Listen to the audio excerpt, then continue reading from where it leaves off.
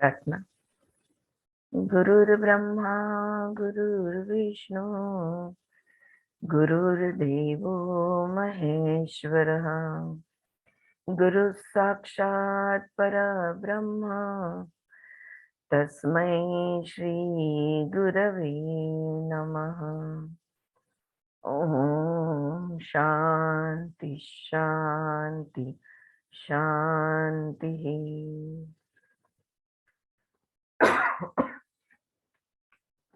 आवाज खुलने में टाइम लगता है। Okay, we are on page number 91।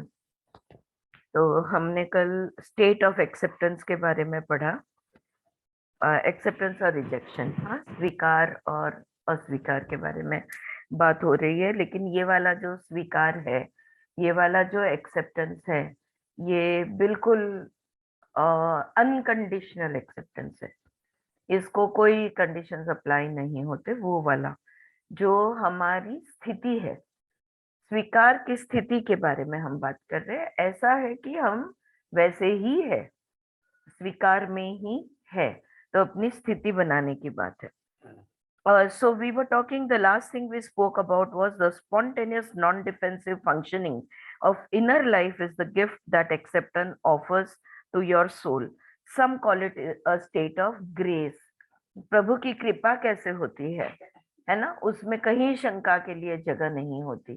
तो वो जैसे स्टेट ऑफ ग्रेस होता है, ये ग्रेस हमारे पे कृपा होती है जब हम स्वीकार में जिंदगी बिताते हैं। जब हमारी स्थिति ही हर चीज के लिए अपने खुद के थॉट्स, इमोशंस, एक्शंस, बिहेवियर, हर चीज का, अपना भी और दूसरे का भी, इसका जब हम स्वीकार में रहते हैं तो हम आत्मिक जीवन जीते हैं। आत्मा के स्तर पे हम फंक्शन करते हैं, क्योंकि आत्मा का एक गुण धर्म है स्वीकार, एक्सेप्टेंस।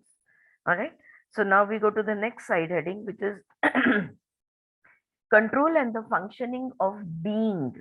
अब ये अस्तित्व ही हमारा स्वीकार का अगर बन जाए तो इसको हम कंट्रोल, इसका और इसका फंक्शनिंग, ऐसा व्यक्ति कैसा होगा, हम कैसे होंगे जब हम ऐसी स्थिति में आ जाएंगे जहां पे न खुद को जज करेंगे न दूसरों को जज करेंगे। जो बोलेगा जैसा बोलेगा, हम जो सोचेंगे जैसा सोचेंगे, हर चीज के लिए खुद को भी टोकना बंद कर देंगे कि अरे मैंने एक्स्ट्रा क्यों खा लिया, अगर अरे मैंने आज चली क्यों नहीं, अरे आज मैंने मेडिटेशन क्यों मिस कर दिया, कुछ भी होने दो। अरे मैंने ये नहीं बोलना चाहिए था, ये नहीं करना चाहिए था, ये नहीं महसूस, मैं तो स्पिरिचुअल फील्ड में हूँ तो मुझे गुस्सा नहीं आना चाहिए। ये भी अपने आप पे किया हुआ एक जजमेंट है। ये सारे जजमेंट्स को सब जब हम पूरी तरह बंद कर देंगे तो हमारा स्टेट ऑफ बीइंग बनेगा, तो उसका कंट्रोल एंड फंक्शनिंग देखते क्या कह रहे हैं। The fundamental belief that blocks your access to the state of acceptance is that you need to control your experience. कल हमने ये भी एक बात की थी कि वैशाली आप पूछ रही थी कल क्या क्या हुआ, तो ये थोड़ा सा रिपीट ही बात हो रही है। तो कल हमने ये भी बात की थी कि अनुभव को अनुभव रहने देना है। जो भी अनुभव हमें होता है उस अनुभव पे कोई commentary, comments, judgements, analysis, evaluation, ये कुछ भी नहीं करना है। अनुभव को अनुभव के लेवल पे रहने देना है। तो ये जो हमारे, हमें क्या लगता है, the fundamental belief that blocks our access, तो ये जो स्थिति है स्वीकार की, स्टेट ऑफ एक्सेप्टेंस है, ये टिकता क्यों नहीं है। हम बहुत बार जब ऐसा कुछ पढ़ते हैं, सुनते हैं, समझते हैं, तो कुछ समय के लिए, दिन के लिए या महीनों के लिए हम वैसे बन भी जाते हैं, लेकिन वो टिकता क्यों नहीं है, फिर हम क्यों घसर जाते हैं? क्योंकि हमें ऐसा लगता है कि हमारे हर अनुभव को हमने कंट्रोल करना है। Yes, it is true that we create our own reality. हमारी जिंदगी हम ही के शिल्पकार हम ही है, दैट इज ट्रू। लेकिन हर चीज को, कुछ हमारे प्रारब्ध होते हैं, कुछ हमारे पूर्व संस्कार होते हैं, हर चीज तो हम बिल्कुल 100% कंट्रोल नहीं कर पाते। तो कभी कभी इस जन्म में तो मैंने कुछ नहीं किया, फिर क्यों मेरा ये अनुभव हो रहा है?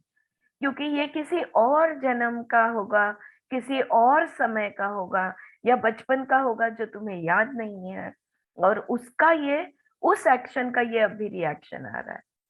हाँ, जैसे हमने कर्मा में पढ़ा, संचित कर्म में से आएगा, प्रारब्ध कर्म होगा, राइट? तो ये जो हमारी समझ है कि हर अनुभव को हमें कंट्रोल करना है, ये हमें स्वीकार के अवस्था में रहने नहीं देता, ये समझ हमें रहने नहीं देती। This belief is reinforced by the recognition that much of what happens to you is beyond your control. So many things could go wrong or take you by surprise, not to mention your need for things to be a certain way of life, to feel safe, comfortable, and manageable. You take every opportunity to maintain some control over your world. हमारी जिंदगी पे, हमारे earning पे, हमारे रोटी कपड़ा और मकान समझ लो, हमारे संबंध, हमारे हेल्थ में, हर चीज पे हम कंट्रोल रखना जानते हैं। और कंट्रोल रखूंगी नहीं तो कैसे होगा, है ना? मैं ये समझती हूँ, मतलब हम ये समझते हैं मेरा डाइट मुझे कंट्रोल करना चाहिए। जो मेडिटेटर्स है वो कहते हैं मेरे थॉट्स मुझे कंट्रोल करना चाहिए। जो समभाव में आए हैं वो कहते हैं मेरी भावनाएं मुझे कंट्रोल करनी चाहिए। ये मेडिटेशन करना नहीं है, कंट्रोल करना नहीं है, खुद ब खुद होना है। या just as we don't do meditation, meditation happens, होने की चीज है। अपने आप विचारहीन अवस्था, that state of consciousness, which is a thought free state of consciousness, it has to come on its own. It is a result of your state of consciousness. It is a consequence. It is not an action. ये बात हमने समझनी है। लेकिन हमको लगता है कि नहीं, मेरा एनवायरनमेंट मुझे कंट्रोल करना चाहिए, मेरे रिलेशन, हर चीज को मैंने कंट्रोल करना चाहिए। ये कंट्रोल करने की जो अंदर से तीव्र मन की इच्छा, ईगो की जो इच्छा है ना, इसको रोकना बहुत, इसके लिए प्रयास की जरूरत है कि हर कंडीशंस को मैं कंट्रोल करूं। मेरे प्रसंग है तो मैं कंट्रोल करूं, मतलब मेरे इवेंट्स है या मेरे फंक्शंस है, मेरे घर में अगर कुछ है तो मैंने सब कुछ कंट्रोल करना है। और कुछ लोगों का होता है कि दूसरे लोगों के इवेंट्स को भी वो कंट्रोल करना चाहते हैं, या उनके फंक्शंस को भी वो कंट्रोल करना चाहते हैं। यहाँ पे बात ये हो रही है कि स्वभाव में, यानी आत्म भाव में हम तब रहेंगे जब हम स्वीकार की अवस्था में होंगे और सारा कंट्रोल छोड़ देंगे। लोग पूछेंगे तो क्या हमने डाइट पे कंट्रोल नहीं रखना है, हमने छोड़ देना है? क्या हमने कामकाज पे कंट्रोल नहीं रखना है, छोड़ देना है? क्या हमने हमारे बच्चों पे कंट्रोल नहीं रखना है, छोड़ देना है? जवाब होगा हाँ भाई, हाँ, करके तो देखो। When we start living naturally at the level of the soul, in complete acceptance, there is no need of any control. એટલે આરતીબેન જે પ્રવાહમાં જતું હોય એ પ્રવાહમાં વહી જવાનું. જે આરતી. કઈ થાય છે ને ઈ હા. બરાબર જ થતું હોય છે, પણ એને સ્વીકારી લેવું. આપણું મન, આપણું મગજ એની વચ્ચે વચ્ચે હવાવ કરે છે. એટલે આપણા જે આરતી થતું માલા હોય ને સહજતાથી સ્વીકારી લેવું. हा, बोल वैशाली. अगं मला हँगच झालं होतं सगळं, काही 2-3 मिनिटं कळलंच नाही. ओके, काय नाही, होईल प्लीज प्लीज. रिपीट. हा, वेट हा, वेट हा, फॉर हा, इट. हा. सो कंट्रोल ठेवू नये असा विषय चाललाय आपला, की सगळ्या गोष्टीला आपण कंट्रोल करायचा प्रयत्न करतो.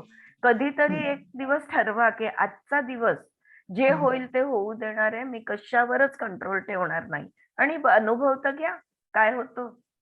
इथे त्यांचं असं म्हणणं आहे की स्वीकारची अवस्था अशी असते जिथे तुम्ही कुठल्याही गोष्टीला कंट्रोल करायचा प्रयत्न करत नाही. टाइम कंट्रोल करतो आपण, स्पेस कंट्रोल करतो, people कंट्रोल कर दो, everything we control.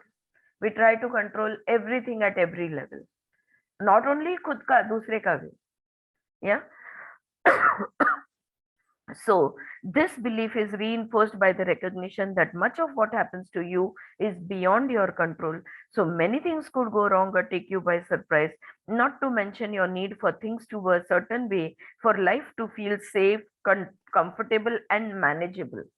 है ये और एक चीज है, अगर टाइम को कंट्रोल नहीं किया तो मैनेज कैसे होगा? लेकिन टाइम पे सच में, सच बताओ, वक्त पिक्चर देखा होगा मेरे जमाने के लोगों ने, क्या तुम टाइम को कंट्रोल कर सकते हो? जिस वक्त पे जो होना है उसको तुम रोक सकते हो, unless if you are a yogi and you are in control of every cell of your body, that's another matter. हम लोग सर्वसाधारण लोगों की बात कर रहे हैं.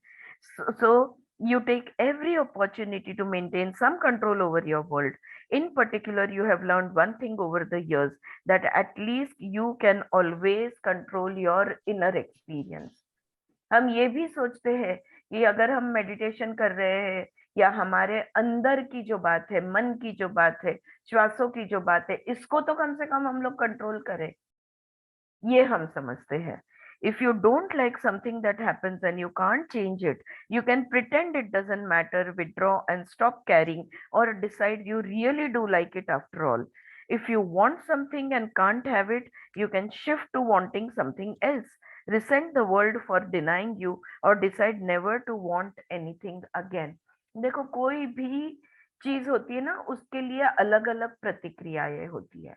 अगर कुछ ऐसा होता है कि जो तुम्हारे पसंद का नहीं है, जो तुम्हें अच्छा बिल्कुल नहीं लगा है, तो एक तो तुम प्रिटेंड कर सकते हो कि नहीं ठीक है अभी जो है, या तो उसको इग्नोर कर सकते हो, या तो तुम बुरा मान सकते हो, ईगो पे ले सकते हो कि भाई मेरा कहा नहीं माना, मैंने जैसा बोला वैसा नहीं किया, या तो तुम कुछ उस चीज को छोड़ के कुछ और डिमांड कर सकते हो, या तो दुनिया का द्वेष कर सकते हो, या तो तुम ये प्रण ले सकते हो कि मैं कभी कुछ नहीं मांगूंगी, ये जो मैंने मांगा ये मुझे नहीं मिला है, तो इसके बाद मैं कभी कुछ. ये सारे सारे सारे डिफेंस मैकेनिज्म्स है, और इसमें से कुछ ना कुछ हम चॉइस करते रहते हैं. लेकिन the irony is that the biggest barrier to a smoothly functioning life is this constant effort to manipulate your inner experience. तो ये अंदर के विचार, अंदर के भावनाएं, नहीं नहीं मुझे इनको बदलना होगा, नहीं नहीं मैंने पॉजिटिव थिंक करना होगा, मैंने सकारात्मक बनना होगा, नहीं मैं ऐसा नहीं महसूस कर सकती, ये मेरा हिस्सा नहीं है, ये मैं नहीं हूं. हम क्या क्या कहते हैं, खुद का ही अस्वीकार है ये. जब हम ऐसा सोचते हैं तो अगर जो भी होता है उसको होने दिया, जो महसूस होता है वो वैसे के वैसे उसको महसूस किया, बिना जजमेंट, बिना इवैल्यूएशन, बिना उसे नकारते हुए, ना उसको स्वीकार नकार, कुछ भी नहीं. जो अनुभव जैसा हो रहा है अगर वैसा हमने होने दिया, तो हमारी जिंदगी, यह भी हंसाबेन ने कही कि सहज सहज तरह से हमारी जिंदगी चल सकती है. हमने एक्चुअली इसका प्रयास ही कभी किया नहीं है, क्योंकि हम इतने डरे हुए हैं कि एक मिनट पे भी, मैं मिनट के लिए भी अगर खुद पे का कंट्रोल छोड़ दूं तो पता नहीं क्या हो जाएगा. तो ये जो हमारा अंदर का सुपर ईगो है, ये जो हमारा अंदर का जज है, ये हमें हमेशा कंट्रोल में रखने की कोशिश करता है. How does this come about? ये कैसे होता है? When you were an infant, देखो अब कैसे होता है. When you were an infant, infant यानी 0 to 1 year, हाँ, जब तुम छोटे बच्चे थे, विदाउट कॉन्शियस अवेयरनेस और control of your self, there was a spontaneous and natural flow to how you interacted with life. जब 1 साल से छोटे जब तुम थे, क्या तुमने कोई कॉन्शियस कंट्रोल रखा था जिंदगी पे, या जिंदगी जैसे होती है वैसे होने दी थी? ठीक है, ऑलराइट.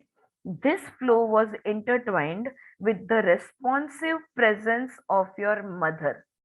अब ये जो तुम्हारी जिंदगी बह रही थी, तुमने पहला श्वास लिया और उस श्वास के साथ जो तुम बह रहे थे, पहला व्यक्ति जिसके साथ तुम्हारा इंटरैक्शन होने लगा वो थी तुम्हारी माँ. ठीक है. Together they express the simple beingness of true nature and the natural way the individual soul is a part of reality. तब क्या माँ ने भी तुम्हारी भूख को कंट्रोल करने की कोशिश की? बिल्कुल नहीं. राइट. जो भी तुम्हें जब भूख लगती थी तब लगती थी, माँ तब भी दूध पिलाती थी. ऑन डिमांड फीड्स डॉक्टर लिख के देते हैं, हाँ, कि बच्चे को ऑन डिमांड फीड्स देनी है. यानी जो भी, अगर तुम कंफर्टेबल हो, अनकंफर्टेबल हो, जब भी तुम्हें जो जरूरत होती थी वो जरूरत तुम्हारी माँ बिना जजमेंट के, अरे इसने 1 घंटे के अंदर दूसरी बार शिशु विहार क्यों हो गया इसका, हाँ, ये वो बिना सवाल पूछे हो गया जो भी है, बस हो गया. क्लीन करना है क्लीन कर दिया, भूख लगी है पिला दिया, हंसा दिया, खेल लिया तुम्हारे साथ, जो भी करना जरूरी था माँ और बच्चे बड़े सहजता से करते रहते हैं. So very very easily. So together you express the beingness of true nature. If hunger arose in you, she sensed it and fed you. कैसे उसको पता चल जाता था कि ये 1 महीने का बच्चा, ये 1 दिन का बच्चा, इसको भूख लगी है? हाँ, उसका स्तन उसे कह देता था. क्या वो चिंतन मनन करती थी कि तुम्हें भूख लगी होगी करके? हाँ, 1 दिन के बच्चे को, 1 महीने 1 हफ्ते के बच्चे को? बिल्कुल नहीं. तो भूख लगी तो उसको पता चल जाता था, खिला देती थी. If she wasn't around, your body responded by becoming agitated in an effort to get a response. लेकिन अगर वो आसपास नहीं है तो तुम्हारा शरीर बेचैन हो उठता था. वो बच्चे का शरीर बेचैन हो उठता है. प्रतिक्रिया चाहिए बच्चे को. मेरी भूख को मेरी माँ ने रेस्पॉन्ड करना है. अगर उसने रेस्पॉन्ड नहीं किया तो मैं क्या हो जाऊंगी? Restless. And if that was not enough, और रेस्टलेस चुड़बुड़ म्हणतो ना आपण, तो अगर वो बच्चा हिलचाल मूवमेंट कर रहा है और अगर माँ आसपास नहीं है तो उसकी डिमांड तीव्र होके you cried out and mother केम. वो जोर से रोने लगता था, तुम रोने लगे और तुम्हारी माँ दौड़ी चली आई. अगर तुम्हारे हालचाल से अगर उसे पता नहीं चला तो तुम आवाज देके यानी रो के उसे बुला लेते थे. When she arrived, और जैसे ही वो आती थी, you relaxed, you were fed and later slept. तुम रिलैक्स हो जाते थे, दूध पी लेते थे, सो जाते थे. The right attunement between you and your mother resulted in a natural ebb and flow of energy. तो इतना इन ट्यून होता है माँ और बच्चा. तुम और तुम्हारी माँ इतने ट्यून में थे कि वो राइट अट्यूनमेंट के वजह से जो भी ऊर्जा बहती थी वो बड़ी सहजता से बहती थी दोनों के बीच में. Tension and relaxation, expansion and contraction. Tension होता था, रिलैक्स हो जाते थे. विस्तारित होते थे, एक्सपैंड, और फिर से संकुचित हो जाते थे. एक्टिविटी एंड रेस्ट, जग उठते थे फिर से सो जाते थे. एक्साइटमेंट एंड काम, बहुत ज्यादा एक्साइट हो जाते थे फिर शांत हो जाते थे. ये सारे भाव ऑपोजिट्स है, बराबर है. आज ऐसा क्यों नहीं होता? आज एक्साइटमेंट होने के बाद उस एक्साइटमेंट को शांत में बदलने के लिए, कामनेस में लाने के लिए कितना वक्त लग जाता है. हाँ, आज अगर टेंशन है तो तुरंत रिलैक्सेशन नहीं आता, फिर से उसको फिर से वक्त लग जाता है उस रिलैक्स्ड अवस्था को लाने के लिए. राइट. अगर एक बार टेंशन हो जाए फिर तुम्हें पता है कैसे रिलैक्स होना, तुम योगा टीचर हो, तुम जानते हो मसल्स को ढीला छोड़ो, कंधों को ढीला छोड़ो, फेस को रिलैक्स करो, लंबी सांस लो, फिर भी वक्त लग जाता है उस टेंशन को छोड़ने के लिए। As a physical energetic organism, you had a certain capacity at that time to tolerate frustration. This charge could build to a certain point before it needed a discharge through some form of gratification. Okay, अब बेचैन होने का जो frustration का सहन शक्ति यानी तुम्हारी सहन शक्ति तभी जो थी वो एक अलग लेवल की, तुम्हारी क्षमता सहन शक्ति की अलग थी। तो वो सहन करने के बाद एक पॉइंट पे पहुंचने तक तुम राह देखते थे, तब जाके रोते थे, राइट? और before it needed a discharge, और वो रोना यानी वो फ्रस्ट्रेशन यानी वो जो तुम चार्ज हो गए हो उसको डिस्चार्ज करने के लिए या तो तुम्हें उठाया जाता था, होल्डिंग, फीडिंग, या तो दूध पिलाया जाता था, बर्पिंग, या तो तुम्हें तुम्हारे गैस निकालने के लिए जो क्या कहते हैं, ढकार म्हणतो ना अपन, बर्पिंग, हाँ, वो किया जाता था, या तो क्राइंग और थ्रोइंग अप, या तो समझो ज्यादा हो गया है तो बस उल्टी कर देते थे और एलिमिनेटिंग या निकाल देते थे। तो उतना डिस्चार्ज करने से तुरंत ठीक हो जाता था। वो जो भी चार्ज बिल्डअप हुआ है उस डिस्चार्ज करने के लिए छोटी छोटी एक्शंस काफी हो जाती थी। इट ऑल वेंट वेल, सब कुछ कुशल मंगल था, all was well. The environment and your body function together to bring an appropriate discharge.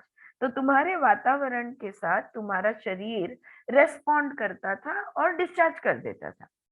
Simple, बहुत सिंपल अगर मैं उदाहरण दूं तो अगर ठंड लग रही है तो बच्चा सुसु कर देगा, वो कंट्रोल नहीं करेगा, वो बाथरूम नहीं ढूंढेगा, वो वक्त आएगा, सही परिस्थिति होगी तब जाके मैं यूरिन पास करूंगा, पेशाब करूंगा, ये वो नहीं सोचता था।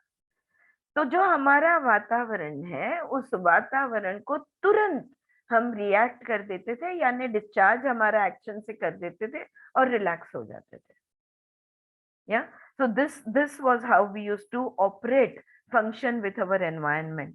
लेकिन as you grew older, your capacity to tolerate discomfort increased.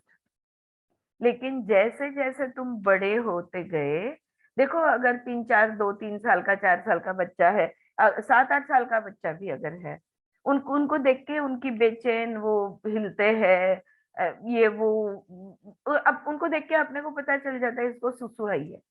फिर हम उसको बोलते हैं बेटा जा क्या कर ले सुसु, फिर उसको हाँ हाँ हाँ, क्या हुआ, टॉलरेट करने की उसकी क्षमता बढ़ गई।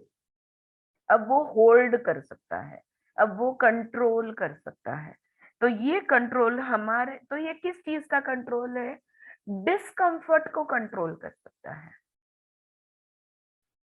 टेंशन आज हम बहुत दिनों, क्या सालों तक होल्ड कर सकते हैं, डिस्कंफर्ट हम बरसों तक होल्ड कर सकते हैं।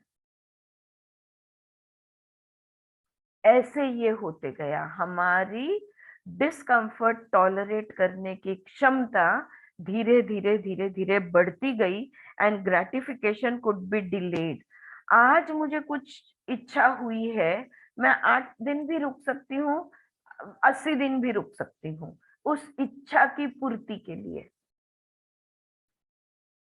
क्यों मुझे तुरंत मेरी इच्छा पूर्ति नहीं होती? जैसे बचपन में हुआ करती थी, भूख लगी माँ का दूध मिल जाता था, डायपर गीला हुआ तो वो तुरंत साफ किया जाता था। वो आज मैं बहुत ज्यादा टॉलरेट कर सकती हूँ, ये जो है, और मुझे तृप्तता की, इसलिए देखो फ्रेंड्स, ये बात पे से मुझे याद आता है, हम काफी सारे यहाँ पे सब योगा टीचर्स हैं, याद है जब हम क्लासेस स्टार्ट किए, योग आसनों की प्रैक्टिस स्टार्ट की, प्राणायाम की प्रैक्टिस स्टार्ट की, और धीरे धीरे हमारे ध्यान में आते गया कि एक बात हमारे सबके साथ हो रही थी, हाँ, at certain points in time of our spiritual practice, मन में कुछ इच्छा होती थी, तुरंत वो सामने आ जाता था।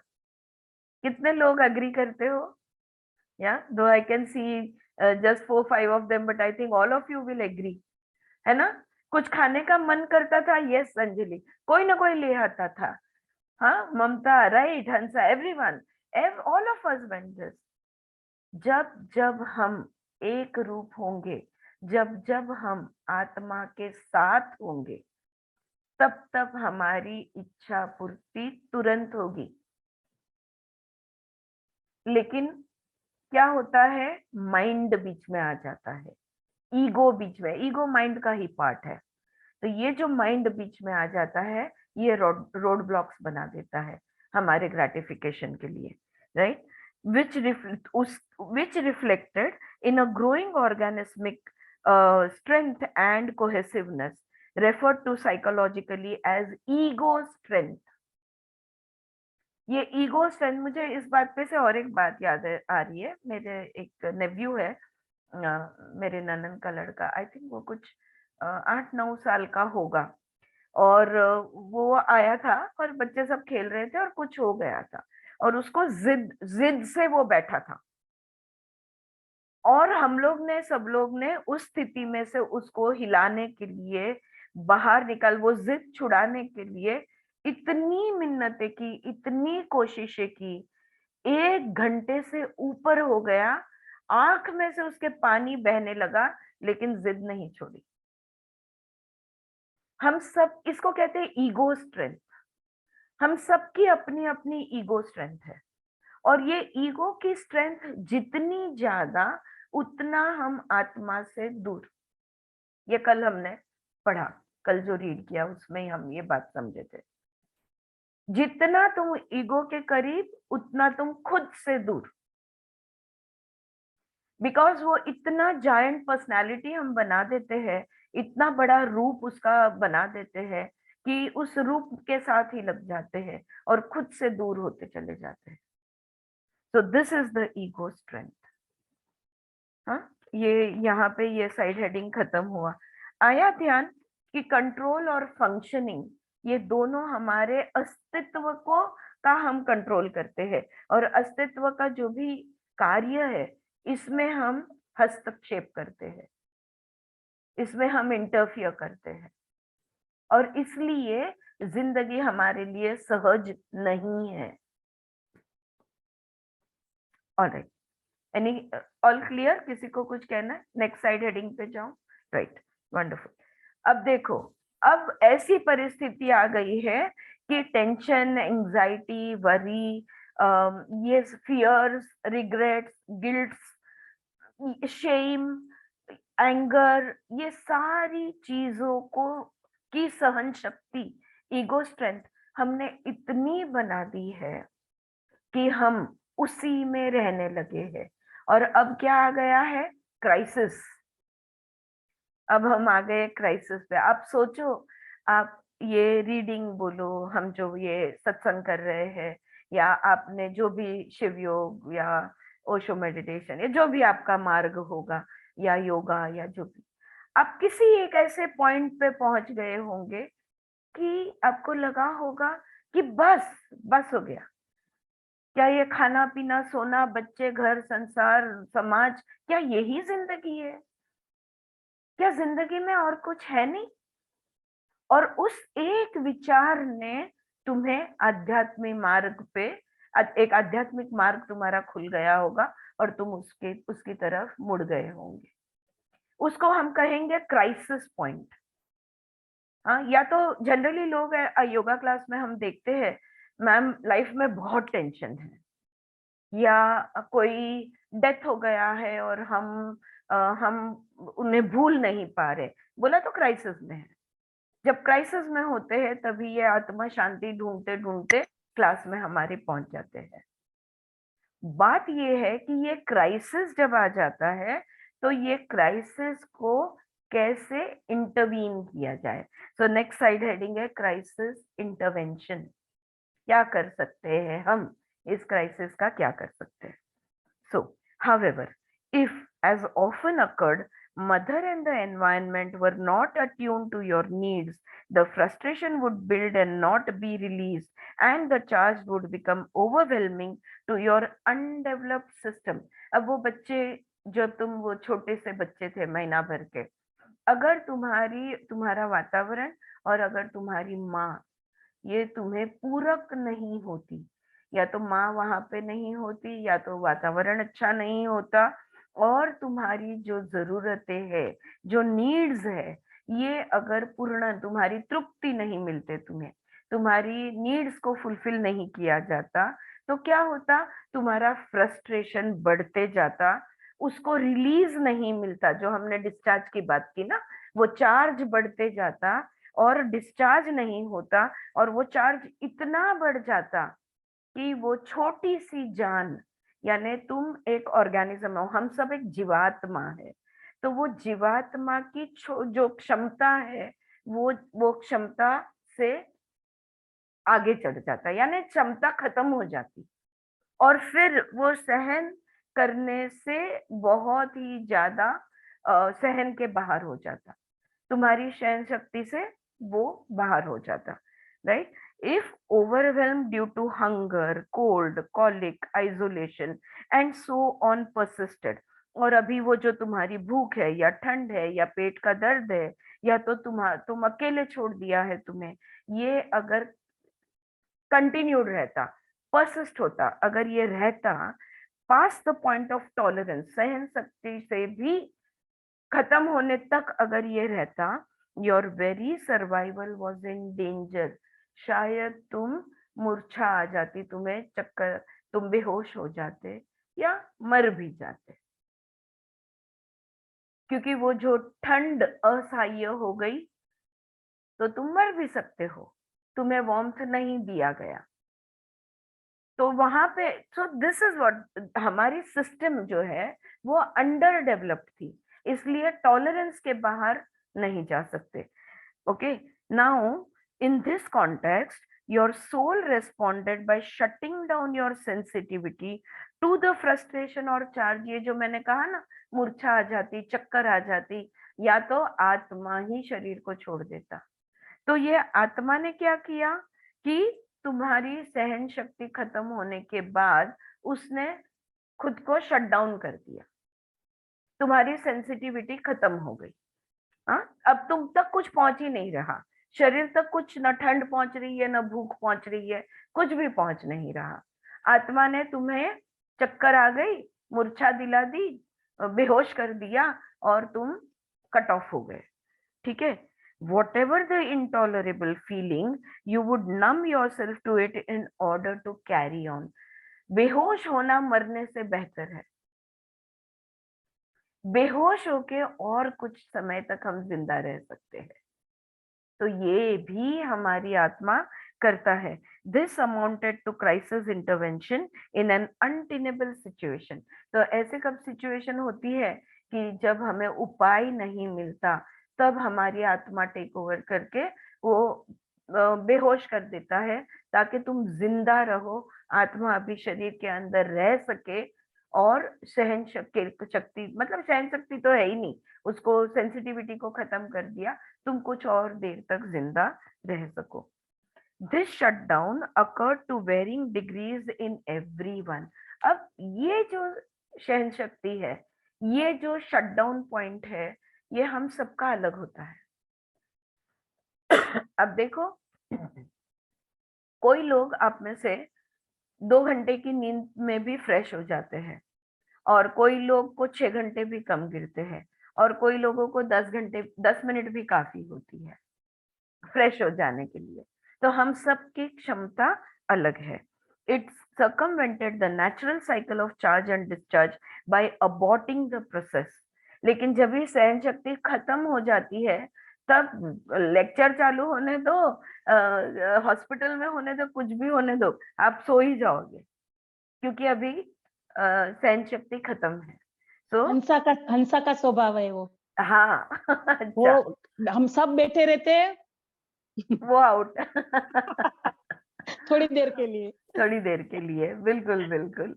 तो ये जो नेचुरल साइकिल है चार्ज और डिस्चार्ज का, अगर ये सहजता से नहीं हुआ, अगर इसका इंटरवेंशन नहीं हुआ, जब भी चार्ज बढ़ेगा, टेंशन फ्रस्ट्रेशन बढ़ेगा, उसको अगर कम नहीं किया गया तो अपने आप शट डाउन हो जाएगा, ये प्रोसेस को रोका जाएगा। Instead of real discharge, a freezing of the charge in the physical, energetic and psychic system occurred. तो जब जब जो डिस्चार्ज क्या होता है, भूख लगी है, माँ ने दूध पिला दिया, चलो वो फ्रस्ट्रेशन, जो भूख थी वो मिट गई। लेकिन अगर नहीं पिलाया तो रोएगा, और नहीं पिलेगा तो पिलाया तो और रोएगा, चिल्लाएगा, थक जाएगा, रो रो के सो जाएगा, और अगर फिर भी नहीं पिलाया तो बेहोश हो जाएगा। तो ये प्रोसेस उस तरह से काम करता है। लेकिन हम जैसे बड़े होते जाते हैं वैसे हमारी क्षमता बढ़ती जाती है ना, हम मृत्यु की राह देखते हैं। ये मेरी तो मौत के साथ ही मेरे प्रॉब्लम खत्म हो गए, ऐसे मैंने काफी डायलॉग सुने हुए हैं। So the process is aborted.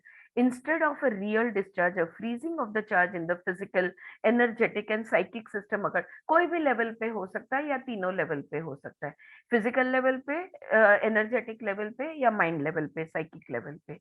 From then on, the cycling of tension and relaxation happened in a more limited field, trapped within the bounds of the frozen energy. Thus, you came to define yourself based on this early contraction against your own experience. अब जैसे क्षमता बढ़ती जाएगी, हमारी सहन शक्तियां बढ़ती जाएगी, तो हम समझ जाएंगे कि हमारी सहन शक्ति कितनी है। हम कहते हैं ना, मेरे सहन शक्ति की हद मत देखो। हम सब जानते हैं हमारा ब्रेकिंग पॉइंट कहाँ है, और हम पहले से ही प्रिपेयर हो जाते हैं वो ब्रेकिंग पॉइंट पे पहुंचने से पहले एक्शन ले लेते हैं। लेकिन कोई कोई लोग वो भी नहीं समझते, हाँ, फिर गुस्से से पागल हो जाते हैं। That is another thing that happens. Now, thus you came to define yourself. You learned that you could not trust the natural flow of tension and relaxation.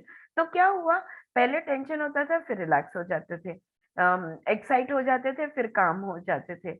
लेकिन फिर धीरे धीरे तुमने सीखा कि हम तुरंत काम कभी कभी नहीं हो सकते, तुरंत रिलैक्सेशन हमें नहीं, कभी कभी नहीं मिलता, और इस तरह से हमारी क्षमता हम बढ़ाते गए। Right, you learn that you could not trust the natural flow. तो नहीं यार, भरोसा नहीं है, कल खाना ना मिले, आज ही परिग्रह याद है आपको? हाँ, योगा टीचर्स, यस, यम परिग्रह, नहीं कल मिले ना मिले, आज रख ले भर के। या तो ये सिर्फ वस्तुओं के बारे में नहीं करते हम हर लेवल पे परिग्रह करते, माइंड, थॉट्स, इमोशंस। कहीं मैं ये गुस्सा भूल न जाऊं, कहीं मैं ये इंसल्ट भूल न जाऊं, उसको पकड़ के रखूंगी, स्मृति में से कभी जाने नहीं दूंगी। काळा दगडावरची रेघ, मी कधीच तुला माफ नाही करणार, मी हे कधीच नहीं विसरणार। बढ़ा दी हमने अपनी क्षमता। हम सीख गए कि सहजता से हर बार हर चीज नहीं मिलती, ये हमने समझ लिया। Right, so you learned that you could not trust the natural flow of tension and relaxation because of the overwhelm that resulted from the unsupportive environment and unresolved frustration. तुमको फ्रस्ट्रेट होता है, लेकिन अभी क्या करें, सहन करना होगा, ये सीखा हमने। Deep down you believed that rejecting your immediate experience was fundamental to survival.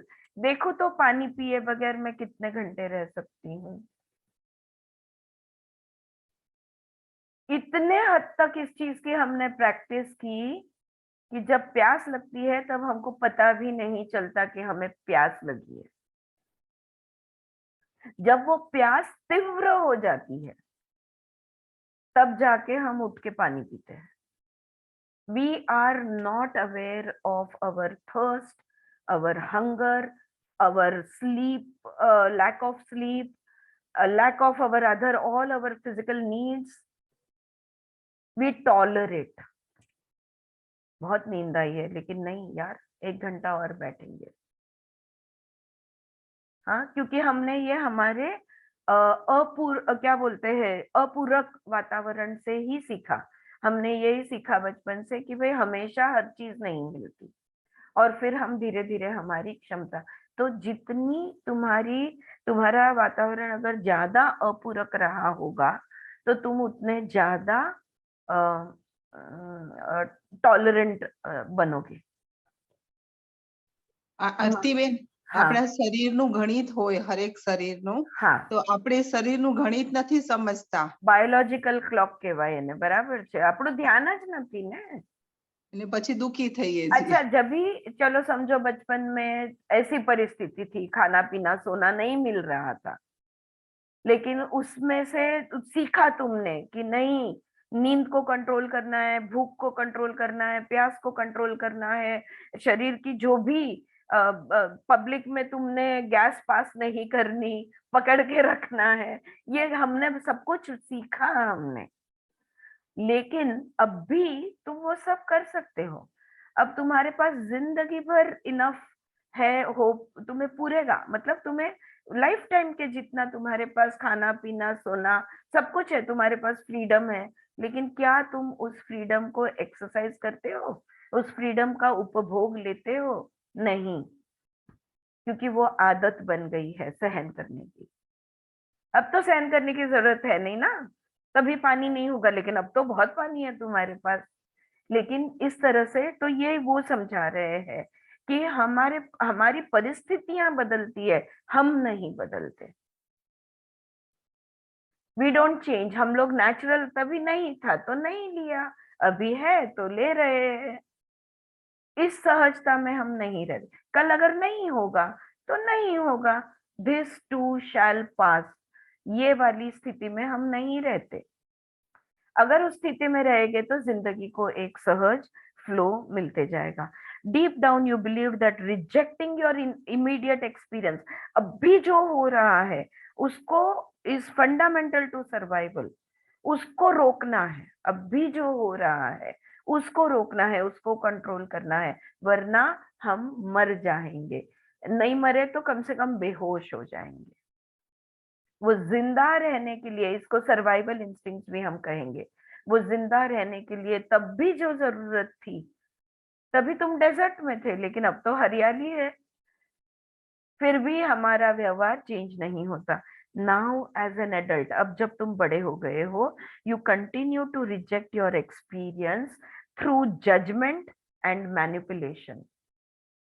खुद को ही मैनिपुलेट करते हैं, खुद को ही जज करते हैं, और आज भी खुद को ही जो अभी हो रहा है महसूस, उसको रोकने की, बदलने की, अच्छा है बुरा है, हम कोशिश करते रहते हैं। Believing that you must still control your self. नहीं नहीं, मैंने मुझ पर कंट्रोल, खुद पे अगर मैंने कंट्रोल छोड़ दिया तो कैसे चलेगा। हाँ, जो हमने स्टार्टिंग में बात की उस बात पे वापस आ गए।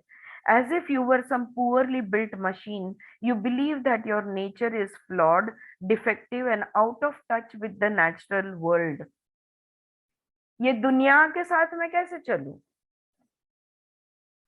मैं ये दुनिया के साथ नहीं चल सकती, ऐसा हम सोचते हैं। मैं मेरे वातावरण के साथ बदलती रहूंगी तो कैसे चलेगा? सातत्य नहीं रहेगा। सहज भी सातत्य रह सकता है कि नहीं? आज 16 साल से सहज हम पढ़ रहे हैं, ये सहज सातत्य ही तो है। क्या इसे के लिए प्रयास करना पड़ा? सहज चले आए, सहज बैठने लगे, सहज पढ़ने लगे, सहज पढ़ रहे हैं आज भी। ये जिंदगी के बाकी के पहलू में, या खुद से स्पेशली हमारी खुद की जो नीड्स है, ये नीड्स के बारे में हम इतनी सहजता नहीं रखते। जैसे कि हम हमारे में कुछ कम है, अगर हमने कंट्रोल छोड़ दिया तो हमारा मशीन बिगड़ जाएगा, हम बिगड़ जाएंगे। हमको लगता है अगर मैंने मेरे पे कंट्रोल नहीं रखा ना, तो मैं बहुत खाने लगूंगी, या बहुत दौड़ने लगूंगी, या पता नहीं बहुत क्या क्या करने लगूंगी। So you must be coaxed and coaxed in order to work right. हमने बना लिया ये व्यवहार, ये विचार, ये भावनाएं, ये वाली अच्छी है, और फिर हमने सीखा ये व्यवहार, ये विचार, ये भावनाएं बुरी है। तो हर विचार, हर व्यवहार, हर भावना को हम जज करने लगे और अच्छे और बुरे के डब्बे में डालने लगे, और उस हिसाब से हम रिएक्ट करते हैं, सहजता से नहीं करते। अच्छे बुरे के जजमेंट के माध्यम से हम हर प्रतिक्रिया देते हैं। So you are convinced that there is no natural process in you, no flow of true nature. मेरा कोई स्वभाव नहीं है, मैं आरती बहन, हम लोग जैव सामाजिक बन के थोड़े खोट में ही गए हैं ना। हर चीज बन के खोट में गए, समाज तो हम्म। दूर रहा, हम किस चीज की खुद से बात कर रहे हैं। एक जैसे वो फ्रैंक और सू की कहानी में फ्रैंक ने समझ लिया है कि नाश्ता सिर्फ कभी अकेला सिर्फ नाश्ता नहीं करना चाहिए, नाश्ते के साथ पेपर खुला चाहिए, रेडियो चालू चाहिए, यानी जो कल हमने स्टोरी पढ़ी आप एब्सेंट थी, तो जो ग्रहण कर रहा हूँ वो हर इंद्रिय से मैंने ग्रहण करना है एक साथ। अगर रेडियो में कान से नहीं सुन रहा हूँ, पेपर में ये आंखों से नहीं पढ़ रहा हूँ, अगर मैं सॉलिड फूड के साथ लिक्विड यानी जूस नहीं पी रहा हूँ तो कुछ गड़बड़ हो जाएगी। तो ये सब मैंने एक साथ करना ही है। तो ये खुद के ऊपर एक लाने वाली एक कंट्रोल की बात बन गई। So you were convinced there is no natural process in you, no flow of true nature that will contain and successfully orchestrate the changes in your inner reality. जो भी मुझे अभी गुस्सा महसूस हो रहा है तो मैं मेरे गुस्से को देखूंगी, ओके मुझे गुस्सा महसूस हो रहा है, बस सजगता, ये गुस्सा अच्छा नहीं है। हाँ, अरे हाँ, गुस्सा आता है तो बीपी बढ़ जाता है। ये सारे जजमेंट्स है, ये जजमेंट्स को छोड़ के जो महसूस हो रहा है, जो भाव महसूस हो रहा है, वे मुझे बुरा विचार आया गया, अगर मैंने जाने दिया तो, लेकिन मैं क्या करूंगी, उसको पकड़ूंगी और बोलूंगी अरे इतना बुरा विचार मुझे कैसे आया, और नहीं मैंने इसको ऐसा नहीं सोचना चाहिए। मैं मेरे ही विचारों को, मेरे ही बिहेवियर को, मेरे ही इमोशंस को कंट्रोल करने की कोशिश करती हूँ। ये बात हो रही है। समाज तो अभी दूर है, खुद पे इतना सेल्फ कंट्रोल रखने की कोशिश करते, सहजता से नहीं जीते। क्यों भैया, मैं इंसान नहीं हूँ? हाँ, मैं आत्मा हूँ, ब्रह्म हूँ, भगवान हूँ, भगवान का अंश है मेरे में, लेकिन मैं इंसान भी हूँ। So my human side and my divine side, I am both. I am a divine being and I am also a human being. My human being operates at a lower consciousness. My divine being operates at a higher consciousness. ज्यादातर मैं higher conscious में रहने की कोशिश करती हूँ, लेकिन कभी कभी इंसानियत आ जाती है। I do come down into my lower consciousness, into my human element, and that's okay. I come down and I say I have come down, okay let me go back up and I can take my self again into. लेकिन नहीं, मैं lower conscious में मैं आई ही कैसे, ये अच्छी बात नहीं है, ये है, वो है, वगैरह वगैरह। आई बात समझ में? हाँ, इज इट क्लियर? या सो to further justify the need for inner reactivity, your judge constantly reminds you that the environment is uncontrolled and threatening. और जैसे कि ये खुद को ही रोकना कम था, हमारा अंदर का ईगो जो है, जज जो है, सुपर ईगो जिसको हम कहते हैं, वो हमें भूलने नहीं देता कि वातावरण अनकंट्रोलेबल है। बाहर के वातावरण को तुम कंट्रोल नहीं कर सकते। और देखो, हर जगह पे धोखा है, लोगों से ज्यादा दोस्ती नहीं बढ़ाना। हाँ, ये हो जाएगा, वो हो जाएगा, किसी के ज्यादा करीब नहीं जाना, ये नहीं खाना, वो नहीं पीना, सांस ऐसे नहीं लेना, वैसा नहीं करना, ये हमको रोक टोक कंटिन्यूअसली होती रहती है. This will also, so should you relax that activity, you tend to expose yourself to the infantile sense of overwhelm. अगर हमने खुद को छोड़ दिया तो जैसे वो 1 महीने के बच्चा जैसे खुद को छोड़े हुए है, पूरी तरह असहाय, पूरी तरह अपने माँ और अपने वातावरण, अपना एनवायरनमेंट पे वो निर्भर होता है, उसके पास कोई क्षमता नहीं है. अगर मैं खुद को ऐसा छोड़ दूं कि मेरे पास, मुझे कोई कंट्रोल नहीं रखना, जो जब भी जैसे होगा वो होने देना है, या महसूस करना है वो जो होता है होने देना है. अगर मैं ऐसा खुद को छोड़ दूं तो should you relax that activity, तो यू टेंड टू एक्सपोज. तो फिर क्या होगा? अगर खुद को उस बच्चे की तरह अपने आजू बाजू के लोगों के पे या वातावरण पे, एनवायरनमेंट पे, if you just let yourself B, what will happen? Can anybody share? कोई कुछ कहना चाहेगा कि क्या होता है? क्या किसी ने अनुभव लिया है कि टोटल कंट्रोल छोड़ दिया और फिर देखो क्या हुआ? कोई एजेंडा नहीं, कोई टाइम टेबल नहीं. Freedom. Freedom, freedom. Yes, absolute and total freedom. और वो उसकी प्रैक्टिस जब हम करते हैं, बिल्कुल शैलजा राइट, वो प्रैक्टिस जब हम करते हैं और आदत हो जाती है वो फूड, लाइक छोटी छोटी बातें मैं आपको बताती हूँ. अरे यार, खाना क्या पकाना है, मतलब जनरली हमारी लेडीज की जिंदगी में, अरे जब पकाने का, कल क्या बनाऊं, कल का कल सोचूंगी. लाइक अभी परसों बाई को बहुत लेट हो गया, 1-1:30 बजे, मतलब आई नहीं थी. लाइक 11-11:30 को आती है, लेकिन नहीं आई थी, 12:30 हो गए. मम्मी मुझे पूछ रही, आरती आई नहीं है. मैं बोली कोई बात नहीं, नहीं आई तो नहीं आई. तो अब मैं बोली अब कुछ नहीं, 2 बजे कभी कभी उसकी बहुएं आती है तो मैं 2 बजे तक राह देखूंगी, फिर बाद में मैं रीडिंग को बैठ जाऊंगी और फिर रीडिंग के बाद सोचूंगी क्या करूं. अभी से मैं क्यों सोचूं कि अगर वो नहीं आई तो क्या होगा? This is freedom. इतने गेस्ट है घर में, हाँ, लेकिन I will, when I have to cook, if I have to feed everybody at 12:30, I will go at 11 o'clock, I will see क्या क्या अवेलेबल है, और तब के तब 1 घंटे में खाना बना के सबको पिरोस दूंगी. क्या प्रॉब्लम है? राइट? हफ्ते में एक बार तो सोच लेते हैं कि चलो हफ्ते भर की सब्जियां या 3 दिन की सब्जियां या सामान ले आते हैं, वो तो है ना घर में, वो घर में सब कुछ है, फिर भी टेंशन लेना कि अभी शाम को क्या बनाऊं, अभी दोपहर को क्या बनाऊं. छोटी छोटी बातें हैं, लेकिन हम हर चीज को कंट्रोल करना चाहते हैं. हम समय को कंट्रोल करना चाहते हैं, टाइम को भी कंट्रोल करनी. मेरी जो स्थिति है, जो भी मेरी सोशियो इकोनॉमिक लेवल रहेगी, ये मेंटेन होनी चाहिए, ये कम नहीं होनी चाहिए. बढ़ेगी तो ठीक, लेकिन मेंटेन तो होनी ही चाहिए. I am trying to control everything about me. Why?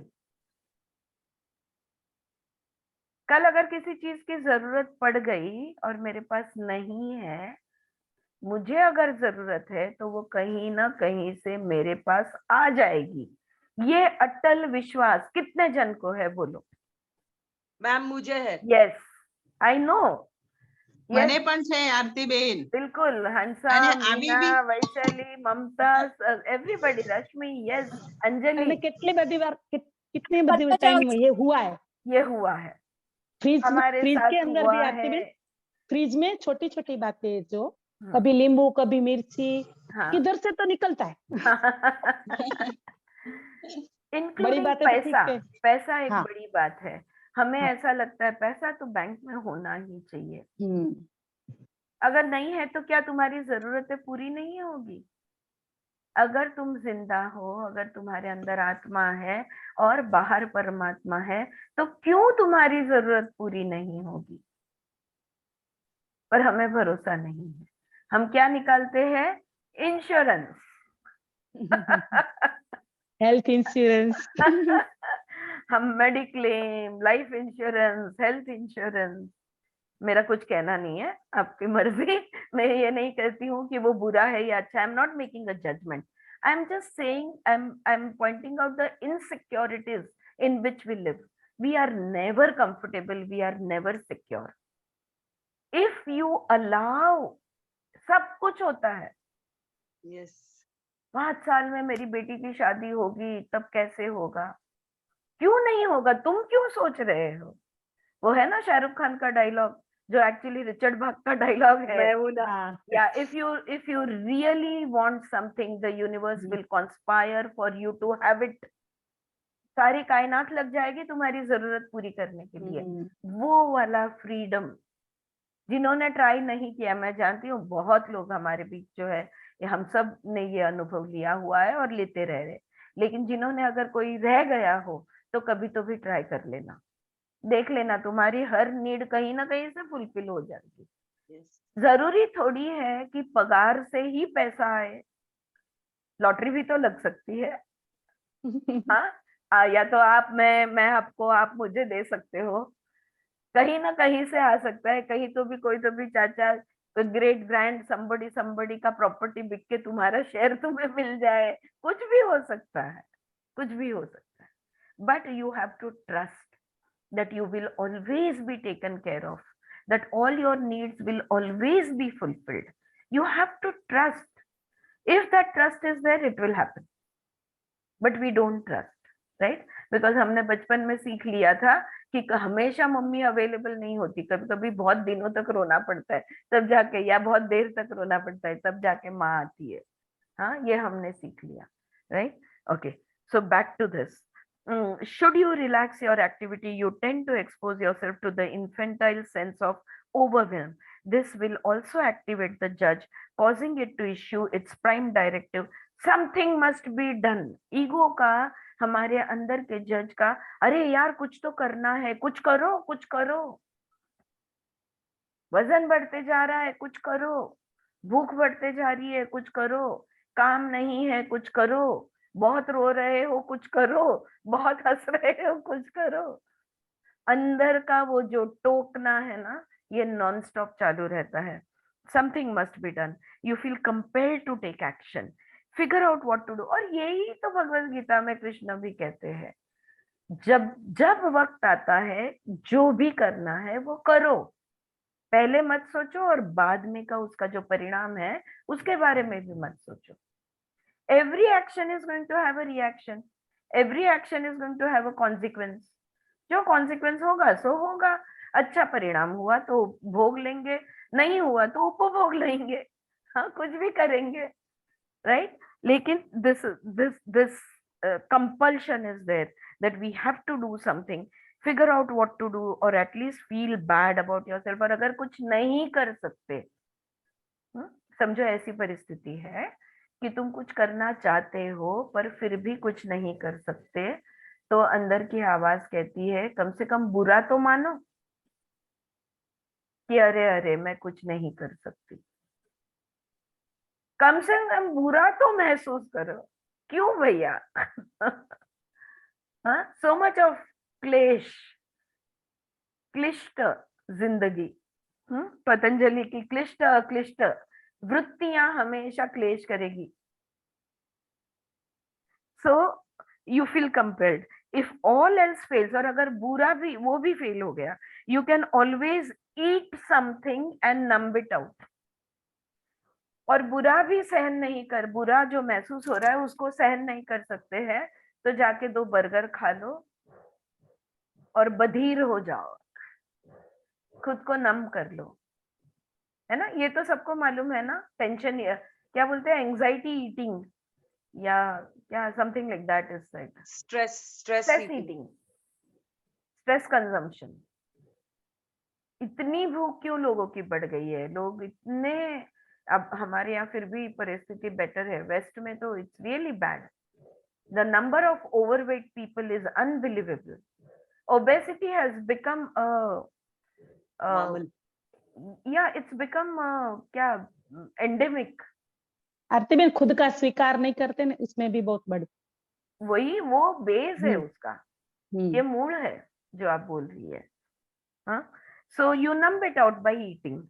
Acceptance means a return to the natural, spontaneous flow of your own being. तुम्हारा शरीर तुम्हें ठीक बताएगा कब भूख लगी है, कितनी प्यास है, कितनी नींद है, और भी कुछ गरीज है। शरीर हमारे साथ कंटिन्यूस हमें सिग्नल्स देता है, हमारा ध्यान नहीं है। सो स्वीकार का मतलब होता है वो जो सहज प्रवाह है, खुद के अस्तित्व का प्रवाह, जहां पे न सुख न दुख, वो जो न्यूट्रल मोड है। ये न्यूट्रल मोड में तुम आराम से आ जाओगे अगर तुमने स्वीकार किया। एक्सेप्टेंस में अगर तुम आत्म लेवल पे तुम जीने लगे तो तुम्हारे अस्तित्व में सहजता आ जाएगी। द जज considers this a direct threat to its control. लेकिन ये तो जैसे हमारे ईगो के लिए रेड झंडा है, डायरेक्ट ये तो ललकार है युद्ध की हमारे ईगो पे। अगर हम, मैं जो हूं जैसी हूं, मैं अपने स्थिति में, अपने अस्तित्व में स्थिर सहज रहूंगी, अगर मैं ये सोच लूं तो ये मेरे अहंकार को एक ललकार है युद्ध की। तुरंत झगड़ा चालू हो जाएगा मेरे अंदर। इसके अंदर अहंकार की मृत्यु होती है ना, हाँ इसके लिए। हाँ, वो धोखे में आ गया। हाँ, danger zone, right? So the जज considers this a direct threat to its control. If you can't have an opinion about your experience, you might as well not even have it. क्या बोलेगा अभी हमारा ईगो हमें? हमारा जज बोलेगा अगर तुम जो भी अनुभव लेते हो उस अनुभव के बारे में अगर कोई ओपिनियन नहीं है, कोई मत नहीं है तुम्हारा, तो क्यों अनुभव लेना? अगर मेडिटेशन करके मैं बहुत शांत महसूस करती हूँ, इसकी अगर मैं खुशी न मनाऊं, वाह वाह मुझे कितना शांत महसूस हो रहा है, तो फिर क्यों करना मेडिटेशन? उदाहरण दिया मैंने, आई am just giving an example. Got it? Every experience, the judge will say, if you are not going to react at it, if you are not going to give an opinion on it, why take the experience at all? Right? ये उसका defence है. How can you know what it means to you if you don't evaluate it? और आगे वो जज हमारे अंदर का ईगो पूछेगा, अगर तुमने तोल मोल नहीं किया, अगर उसको नहीं जाना, तो फिर तुमको कैसे पता चलेगा कि उसका क्या मतलब हुआ? इस शांत होने का क्या मतलब हुआ, ये तुम्हें कैसा पता चलेगा? How can you relate to your experience if you can't decide whether to reject it और नॉट? हर अनुभव को स्वीकार करे या नकार करे, ये तुम अगर नहीं तय करोगे तो हाउ कैन यू रिलेट? तो तुम उस अनुभव को समझ कैसे पाओगे? अगर अनुभव को अच्छा या बुरा नहीं कहा तो तुम कैसे समझ पाओगे उसको? You can't improve unless you know what is good. अच्छा क्या है ये अगर तुमने नहीं जाना तो सुधरोगे कैसे? सबके दिमाग में आके गए ये सवाल? हाँ, अगर अच्छा क्या है ये मैंने नहीं जाना तो मैं बेहतर कैसे बनूंगी? राइट? मैं सुधरूंगी कैसे? And what is bad, what to go after and what to avoid. किन चीजों को के पास जाना चाहिए, किन चीजों को दूर रखना चाहिए, ये अगर मैंने अनुभव को रिएक्ट नहीं किया तो मैं सीखूंगी कैसे? ये मेरा अहंकार बोल उठा कि तुम कैसे सीखोगे, तुम कैसे जानोगे? आगे ये क्या बोलेंगे मुझे नहीं पता, लेकिन इन सवालों के लिए मेरा सवाल ये है कि क्या ये जरूरी है? हाँ, मेरा सवाल ये है कि कौन इम्प्रूव होना चाहता है? किस खुद चीज ही को? improve- हाँ, जो जो अच्छा नहीं है उसको बेहतर बनाना है, राइट? हम्म जो अपूर्ण है उसको पूर्ण करना होता है. लेकिन भैया मैं तो पूर्ण ही हूं, मैं कहाँ अधू हूं? मेरा शरीर बिल्कुल फुल्ली फंक्शनिंग है, उसका बाह्य रूप कुछ भी होने दो. मेरा मन, मेरी बुद्धि फुल्ली फंक्शनिंग है, मैं अपूर्ण नहीं हूं. किसको बेहतर बना सकते हो? जिसमें कुछ कमी है। कभी वेट लूज करोगे, वेट लूज करना कब चाहोगे? जब तुम्हें लगता है कि तुम ओवरवेट हो तब। Just the thought that I would like to lose weight says that I am overweight. Just the thought that I would like to meditate for a longer time, or whatever, कुछ भी ले लो आप। नहीं, मैंने 5 बजे उठना चाहिए। तुम जानते हो हमारे में से पूरे मनुष्य प्रजाति में एक भी इंसान नहीं है जो ब्रह्म मुहूर्त पे क्षणिक तो भी उठता नहीं। All of us wake up at Brahma Murta, even if it is for 1 second, and we go back to sleep. And we don't even remember that we had woken up. All of us always wake up at Brahma Murta. तो ये नया कौन सा पढ़ ले रहे हो कि ब्रह्म मुहूर्त पे उठना है? When I want to be rich. What does it mean? That I am poor now.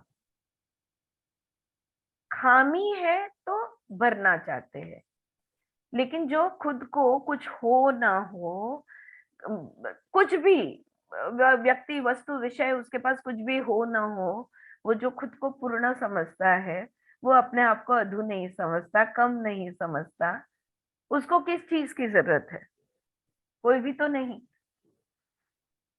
Right? लेकिन ईगो वो ये बोलेगा, ये सारे सवाल ईगो पूछेगा हमें।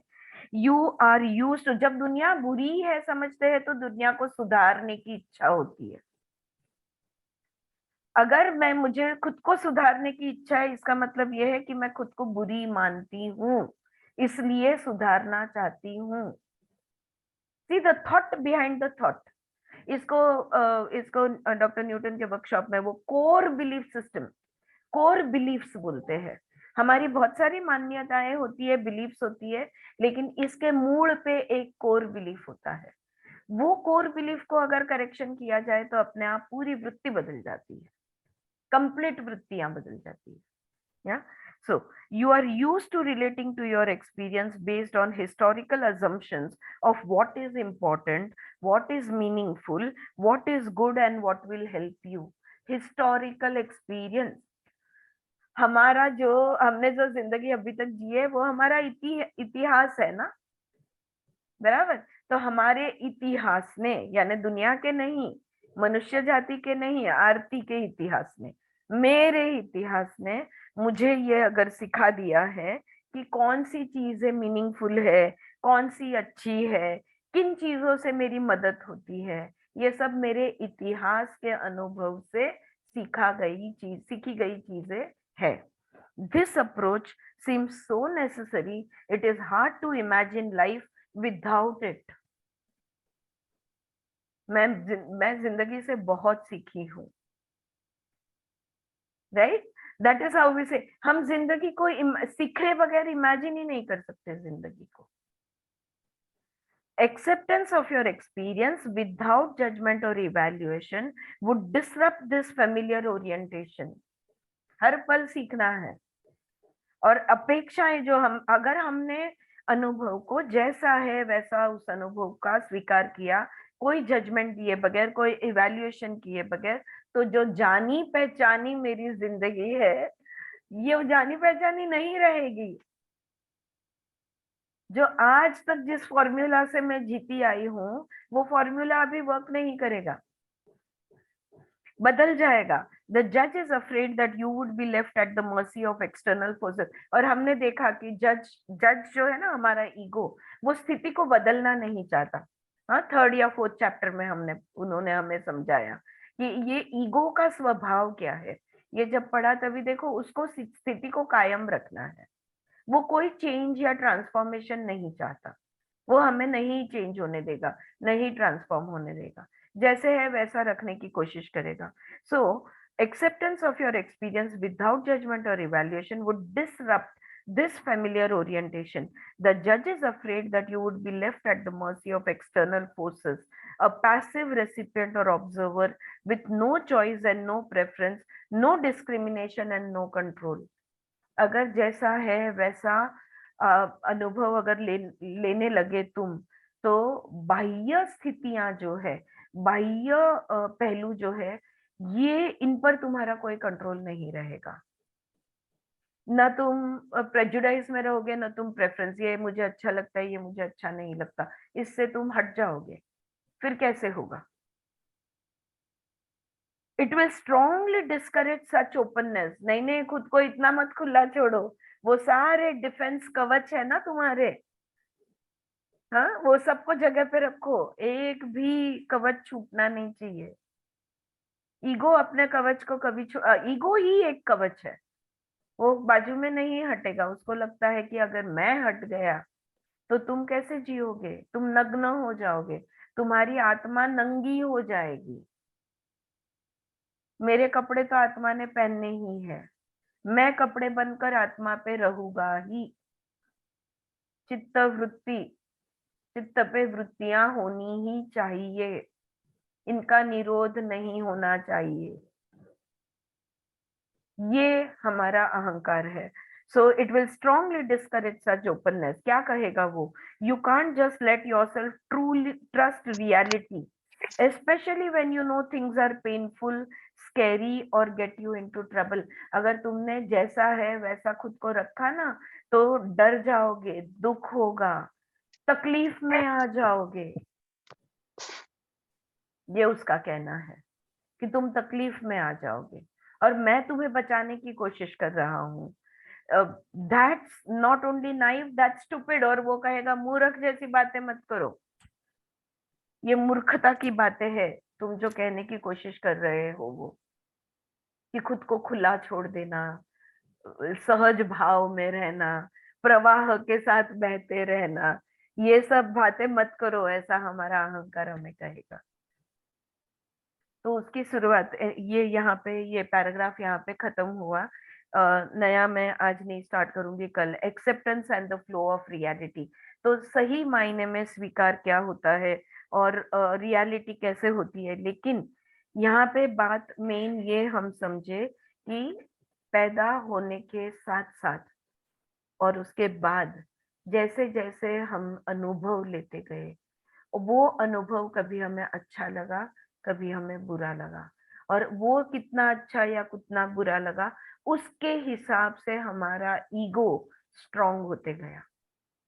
जितने बुरे अनुभव ज्यादा, अहंकार ज्यादा रहेगा। क्यों? क्योंकि अहंकार को लगता है कि उसने, उसकी क्या बोलते हैं, the shield is going to be thicker, bulletproof. क्योंकि जिंदगी क्या है? बुरे अनुभव है। तो खुद को बचाने के लिए बुलेट प्रूफ जैकेट तो पहनना ही पड़ेगा। तो ईगो खुद को बहुत स्ट्रांग बना के वहां पे रखेगा। लेकिन वो जितना स्ट्रांग बनते जाएगा, आत्मा उतना ही दूर दूर अंदर अंदर अंदर रह जाएगा, और उसके ऊपर इतना बड़ा कवच आ जाएगा, कवर आ जाएगा, राइट। और फिर उसका छेद करना, उसका भेद करना और मुश्किल होते जाएगा। तो जिनके कवच ज्यादा स्ट्रांग है ना, उनको और ज्यादा दुख का सामना करना पड़ता है, क्योंकि वो सहज भाव में नहीं रहते। वो हर चीज को ईगो से देखते हैं, ईगो से सोचते हैं, ईगो से समझते हैं। तो वो हर चीज को कंट्रोल करने की कोशिश करते हैं। ये ऐसा ही होना चाहिए, उसने वो ही करना चाहिए, मैंने ये ही करना चाहिए। हर एलिमेंट को कंट्रोल करने की कोशिश करते हैं। तो हमारा इतिहास के वजह से हम जो है आज वो है। That was the lesson for today, but we have to remember it is history. गया कल गया, कल पानी नहीं था, आज है बाबा, बहुत है इस जिंदगी का, तो इनफ है।